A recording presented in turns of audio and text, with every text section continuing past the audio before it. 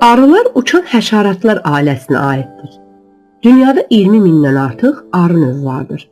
Antarktidadan başqa dünyanın istənilən yerində rast gəlinir. İşçi arının ömrü 40 gün olur. 17-18 günlükdə arılar artıq bala çıxarırlar. Qüvvəsi, yəni işçi arı sayı çox olan arı ailəsi isə 35-40 kiloqram təmiz bal verə bilir. Arı ailəsi 3 qrupa bölünür. Ana arı, erkək arı, dişi və ya işçi arı.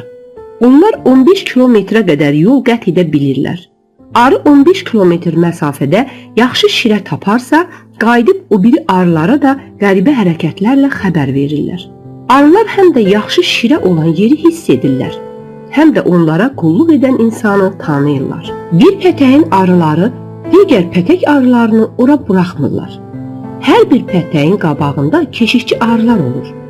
Pətəyin içərisində müəyyən qruplar olur ki, digər arıların çöldən gətirdikləri xortumundakı şirəni, bəzən isə ayaqlarındakı çiçək yarpaqlarını, bəzi vaxtlarda isə gətirdikləri suyu yerbəyer etməklə məşğul olurlar. Su arıların balalamasında vacib rol oynayır. Qış aylarında arılar pətəkdə qalırlar. Əgər bayırda 15 dərəcədən aşağı istilik olarsa, arılar çölə çıxmağa meyilli deyillər. Arılar arasında işsiz arı ola bilməz. Əgər xəstə arı olarsa, o artıq işə yaramadığı üçün onun qanadlarını yonub pətəkdən bayıra atırlar. Erkək arının yumurtadan çıxmasından tam inkişafına qədər olan dövr 24 gün çəkir. Erkək arı ana ilə cütləşən zaman onun tənasül aparatı və daxili orqanlarının bir hissəsi qırılıb ananın tənasül orqanında qaldığı üçün erkək arı cütləşmədən 3-4 saat sonra ölür. Erkək arının tənasül orqanı ana arının tənasül orqanında olan zaman onun toxumu ana arının toxum qəbul edici kisəsinə tökülür.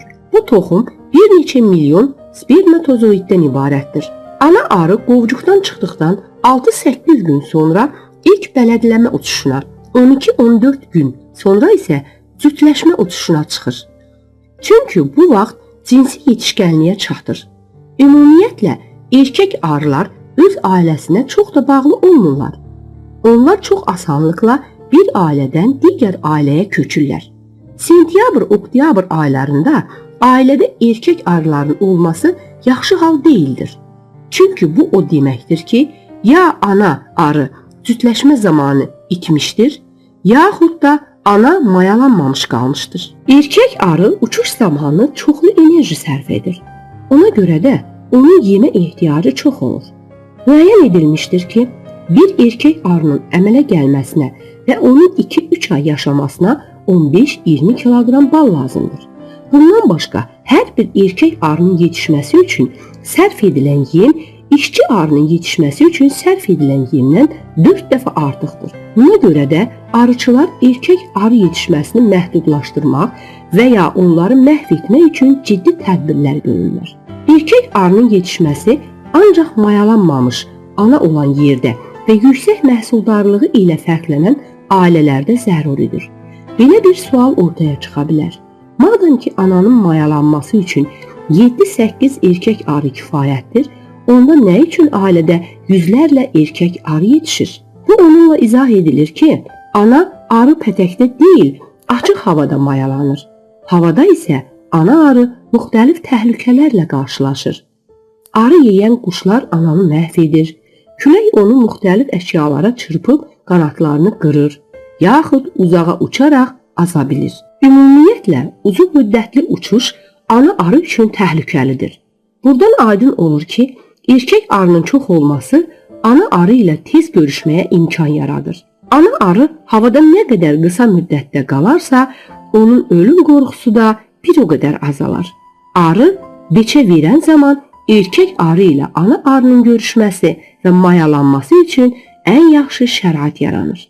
Pətəyin hazırlanması çox böyük möcüzədir. Düzgün, bir-birindən fərqlənməyən, 6 bucaqlı xanalardan ibarət olan pətəklər arılar üzərində təcəlli edən sonsuz ağlın təkcə bir nümunəsidir.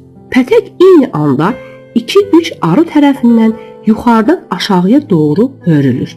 Ayrı-ayrı hörülən hər bir hissə yanlara doğru genişlənərək digər pətəklərlə birləşdirilir. Bu proses mükəmməl hesablanmış və nizamlı şəkildə həyata keçirilir. Pətəyin 2-3 müxtəlif hissənin birləşməsi ilə əmələ gəldiyini ayırd etmək mümkün deyil.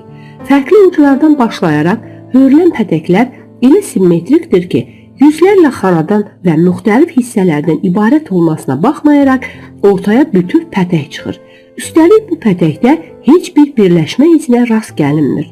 Bu onu göstərir ki, arılar pətəyi qurmaq prosesinə təsadüfən deyil, başlanğıc və birləşmə nöqtələri arasındakı məsafəni hesablayaraq başlayırlar. Bal arılarının hazırladıkları pətəyin bütün xanaları eyni ölçülü olur. İndi isə kiçik bir təcrübə ilə arıların pətəyi hörməsini yamsılamağa çalışaq. Bu təcrübəni apararkən onu da nəzərə alaq ki, təcrübəni aparan şüurlu, müəyyən bir ağla sahib insanlardır. Arılar isə şüursuz varlıqlardır. Bir vərəqdə bir neçə küşdən başlayaraq 6 bucaqlılar çəkin və səhifənin ortasında bu 6 bucaqlıları birləşdirməyə çalışın. Lakin elə edin ki, heç bir birləşmə nöqtəsi bilinməsin. Ən əsası da bunu xatkeş və pərgardan istifadə etmədən, heç bir hesablama işi aparmadan etməyə çalışın. Bunun çox çətin olduğunu, hətta mümkün olmadığını görəcəksiniz. Üstəlik bu təcrübənin bir deyil, 3-4 nəfərlə həyata keçirildiyini düşünsək, bu prosesin nə qədər çətin olduğunu daha yaxşı başa düşərik. Pətək ayrı-ayrı hazırlanmış hissələrdən ibarətdir. Yəni, pətək bir nöqtədən başlayaraq hazırlanmır.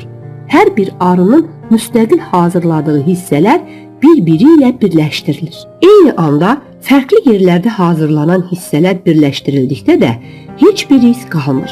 Xanaların birləşmə nöqtələri ilə üst-üstə düşən 6 bucaqlılar yarımçıq qalmaz. Həmçinin fərqli genişlikdə olduqları halda bir-birindən fərqli hündürlükdə və ya uyğunsuz xanalar olmur. Arılar xanaları o qədər mükəmməl şəkildə birləşdirirlər ki, pətək tam hazır olduqdan sonra birləşmə yerini müəyyən etmək mümkün olmur. Arıların həyatlarının hər anı Allahın sonsuz qüdrətinin və yaratma gücünün təcəllisidir.